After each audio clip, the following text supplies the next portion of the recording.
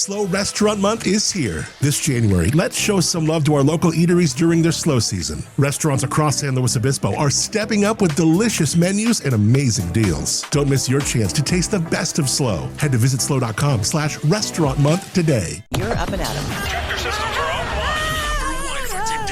offline. We are Beyond FM. Beyond FM. The future of broadcasting is here. Is here.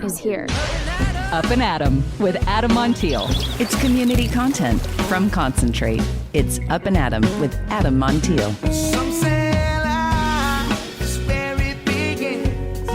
Straight to the stars is where it ends. Yes, some say life is just where it begins. Straight to the stars is where it ends. Only to start again. It is Tuesday. How you doing? Thank you so much for being here, for connecting, for being Up and Adam. My name is Adam Montiel. Took the day off yesterday. Hopefully you had a little bit of a break yesterday with the holiday. I appreciate your indulgence as we took the day off. Today, back at it. Restaurant Month, we'll talk all about it. Today, though, is not a devoted Restaurant Month show. We don't have a chef on. We will tomorrow. In fact, an incredible one tomorrow. Incredible story. Today, though, this young man, he was 25, fresh out of covering local politics, playing beer pong on spring break just 3 years prior. Then the phone rang. Would you go to Ukraine? What followed was a whiplash journey through war zones, rocket fire, riot gear, and humanity in its rawest form. And from it all, a book, Lessons from the Front, that's shaking up the news world in a way that nobody saw coming. He's not claiming to be an expert. He's not trying to be a hero. This young man, just a kid from Cleveland who got dropped into chaos and came back with a different definition of truth.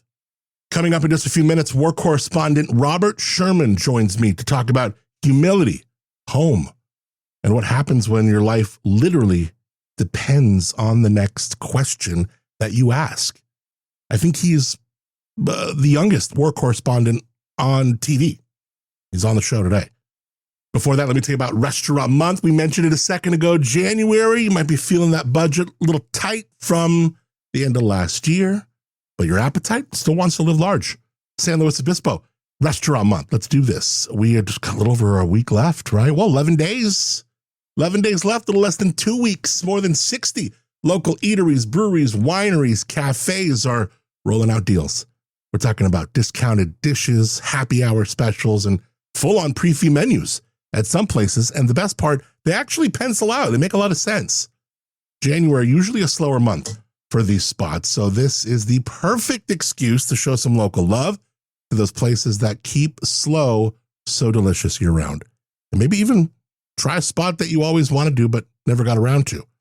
And it works. During last year's Restaurant Month, local restaurants saw a 4% year-over-year bump in sales tax revenue. That is real impact. The city, once again, teaming up with Up and Adam. And yes, that means I'll be walking you through and have been, whether it's special menus, introducing you to certain chefs, restaurateurs, getting to know these stories behind these talented men and women. For a full list of who is in, who's doing what they're offering, get to visitslow.com. Click on Restaurant Month, visit slow.com/restaurant month to get direct. And of course, yes, we got links in the show notes. It's Up and Adam with Adam Montiel.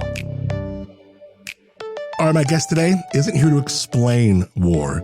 He is here to humanize it. Robert Sherman, national correspondent for NewsNation. Not to be confused with Newsmax, which is kind of a conservative-leaning news outfit. NewsNation is that one that's relatively newer, last few years. We've interviewed a few different folks from it, but it shoots you right down the middle. That's the idea. That's kind of refreshing, actually.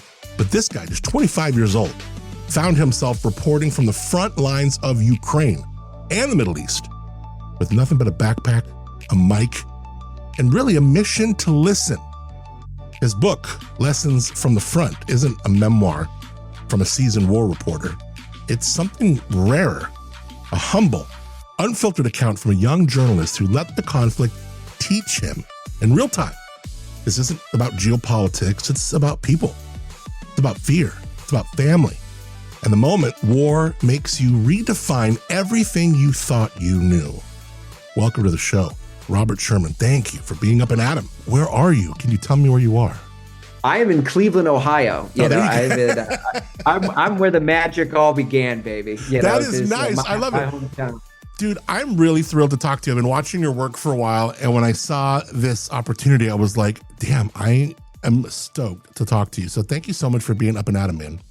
Oh, well, thank you so much for having me and for your interest. Okay, so look, at your age, I wasn't even dialed in with my beer pong game yet. You know what I mean? Like, you write this book not really as an expert, but as someone who's humbled into understanding, which I love because that's rare, especially in an industry where so many like pretend to know everything. But what's it like to show up to a war zone, Robert, not as a battle-hardened reporter, but as a 25-year-old dude with a backpack, a mic, and really no idea what you're about to walk into? Yeah, there's nothing that prepares you for it. I mean, I was 3 years out of college, and I mean, I was playing beer pong on spring break in Gulf Shores, Alabama, just 3 years before. And I mean, that was, my whole concept of the world. And then at age 25, I just started this new job at NewsNation. Didn't really know where my life was going. I had been covering local politics. And all of a sudden, Russia invaded Ukraine. And it really caught the whole world off guard, myself included. I had no idea what that meant. And the next thing I know, my phone started ringing and they asked me, if I'd be willing to go. And I don't know why I said yes, but it seemed like a moment in which the world was changing. I'd be honest with you, man, I couldn't have told you where Ukraine was on a map that day. No concept of anything that was going on outside of the world. So, I mean, when most people write these books about, covering Ukraine, covering the Middle East, they are battle-hardened veteran war correspondents who have been in the belly of the beast more times they can count. And their messaging is, this is the way the world is. This is what I've seen. This is how it should be. I'm an expert. My book is the opposite, man. I mean, I was 25 years old, didn't know up from down, didn't know what was happening outside of the United States. But it's kind of those moments in which you get tossed into the deep end of the pool, in which you learn how to swim, in which you learn the most about yourself and the world. And I mean, that's the whole purpose of this project here. I mean, the lessons from the front, they're not geopolitical. I mean, it's all about what's really important. Yeah. Family, time, home. Those are the things that I hold most dear now. Did your mom, your dad, your family say when you tell them, going to Ukraine? It was one of the most shocking conversations that I think I've ever had with my folks, because they were like, what are you doing? This was never on anyone's radar. I had never even said to anyone in my life, I might have an outside lane interest in one day becoming a war correspondent. It was really just stumbling into this. And I mean, it's kind of one of those situations in which you don't know what you don't know, right? Yeah.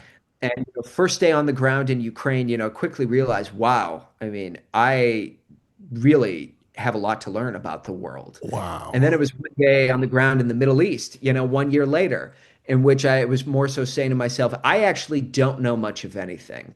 And so it's been a real humbling experience of just trying to piece this whole complicated world together. There's a moment in the book where you're like looking down the barrel of a rifle accused of being a spy, and you're not thinking about leads or story structure anymore. That's out the window. Now it's just like, stay alive, stay alive, stay alive. When do you stop feeling like a journalist and just feel like a human being? I'm trying to survive here. Yeah, I mean, and that change happens really quickly, right? Because I mean, having been someone who covered local politics, everything is through a political lens, right? Republicans, Democrats, right, wrong, black, white, I mean, it's like, that's how like the whole, view of the world is centered.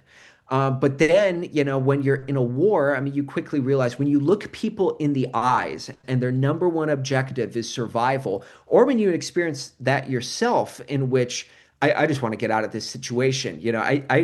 It's snowing here in Cleveland, Ohio. Snow sounds great. It's just like, I'll take the bad weather. I'll do anything to get out of this situation. I mean, that is human in nature. And when you look people in the eyes and you see the terror in their pupils, or you hear the tremble in their voice, it becomes much more human. and the world becomes much, much more complicated. You talk about this rawness as a kind of superpower, and then I think of like the first time you hear a rocket, it's got to hit different, right? What's something you noticed, maybe emotionally, visually, even spiritually, that you think a more seasoned war reporter might have missed? I think back to this exchange in Ivano Frankivsk, and I'm so glad that you framed it that way, because I'm not saying don't read the veteran war correspondence books. I think that all that content and information is great. My focus is like sometimes you do miss those small moments when you've done this a few times. And I think back to this conversation with a Ukrainian refugee from the area around Crimea. Her town was just taken by Russia, annexed, can't go home, and she's trying to explain war to her 3-year-old daughter who's sitting by her feet. And I mean, you could tell that this mom, I mean, there's already, like there's no parenting guidebook on how to explain war to your kid, right? And this child is like, why can't we go home? Where is daddy? When am I going to see him again? And all that this mom can say is, we are running from goblins and we have to escape this fantasy land, in order to get to the fairy castle or something like that. It's like, there is no way you can explain this to a child. It is that foreign and gruesome of a concept. And I think back on that moment, and I mean, that's as human as it gets. I mean, a mom trying to explain to her daughter why home, why you're never going to see home again, why dad is gone and he's not coming back. I can't imagine that. And that doesn't fall within the geopolitical prism that so many of these conflicts are fought in. You almost kind of answered my next question with that one, because, this book isn't all about big battles. It's a book about people. And, whether it's that mother you write about walking 30 miles in the snow, a soldier's eyes who you alluded to that say everything, or that mom that you just explained now, maybe on a macro level now, unless you can think of another one. I mean, of all the people in Ukraine, the Middle East, I mean, some of these people must still visit you at night. Absolutely. I mean, you brought up that situation in which, we were accused of being Russian spies while sitting in a cafe in Ivano-Frankivsk. And I mean, it's, that moment in which it's like, well, I'm just, trying to survive any way that I can. But, I also think about, it's like, why are they doing that? Why are they out spy hunting in these communities? It's survival. I mean, what are you prepared to do to survive and live to see tomorrow? Are you prepared, to go spy hunting, rip people out of their cars, like if you need to, because you fear that they are an enemy of the state? Are you prepared to carry your infant child 30 miles through the snow to get to Poland and abandon your car just to see the sunrise tomorrow? I mean, for me, I think about all those people now, because I grown up here in the United States. I have never thought to myself, I need to strive and fight today to live to see tomorrow. But you quickly realize there are millions of people around the globe, not just in the Middle East, not just in Ukraine, but all over the globe, who are in a constant state of survival. That was something that I had never considered before. And when they visit me in my thoughts, I come back with gratitude. And that's what keeps me level-headed. I mean, the United States is not a perfect place, but there are so many fundamental problems and concerns and threats that we never need to think about that keep people up at night all the time in some of these other places. Just beautifully said right there. In a world where news feels sometimes either numb or noisy, your voice is cutting through with something rare, and that's humility. With NewsNation, which is different than Newsmax. Sometimes people get them, a little bit confused because they start the same. What's the most important thing a journalist that you can do today to earn back the public's trust when it comes to news telling? Never think you have it all figured out, because you never know when someone new is going to come into your life and share a perspective that really changes the way that you think about the world. I mean, I think about that kid that I was at age 25. I actually thought that I was pretty smart. Despite the fact that I didn't even know where Ukraine was, I'd gotten a few A's on a few college exams and papers in poli-sci, and I believed, like, okay, I've got the world figured out. I'm right, other people are wrong.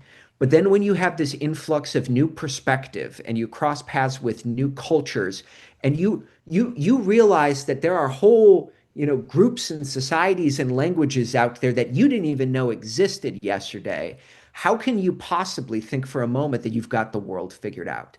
That was my experience. And, that's why I'm pretty hard on myself today, in order to not have any conclusions, just have questions. And when people ask me, what do I think about the world? I really don't know, because I've just come to realize there's so much more that I need to learn. So if you're a young journalist who's sitting there saying, well, I've got it all figured out, you have so much more to learn. Just and I try and say right. that in a non-condescending way, but there's so much more to learn. Oh, I just think it's such a gift. It's such a cool way that you express, you're using humility. You're showing humility can be more powerful than authority when it comes to storytelling. The last chapter of the book is called Cleveland Will Never Be the Same. And it kind of, the way we open up, dude, I'm in Cleveland, baby, right now. That's where it all began. And that title says a lot. How did going to war change what home means to you? Oh, I used to take home for granted all the time. I used to think to myself, I can go visit my parents in Cleveland, Ohio, whenever I want to, it's, there's time is not of the essence. Cleveland will always be there, and things will always be the same. Man, when the first time that you hear the air raid sirens go off and you've got a couple of seconds to take shelter, the concept of time means something completely different to you now. Every moment matters. When you see so many people lose their homes and they hold on to their last train ticket because they can no longer go back home because their home is occupied or destroyed, now all of a sudden that plane ticket back to Cleveland Hopkins International Airport now seems like it has so much more value because I can do that. I can go home. There are a lot of people around the globe who can't go home and will never be able to go home again. That's how Cleveland has changed for me, and I just can't look at it the same ever again. First time I ever got in a plane, I went to a wedding in Solon.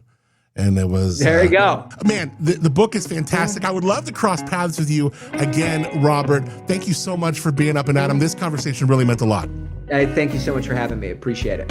I'll reach out to you on X, and hopefully we can do this again sometime. Yes, absolutely. Some say life is where it begins.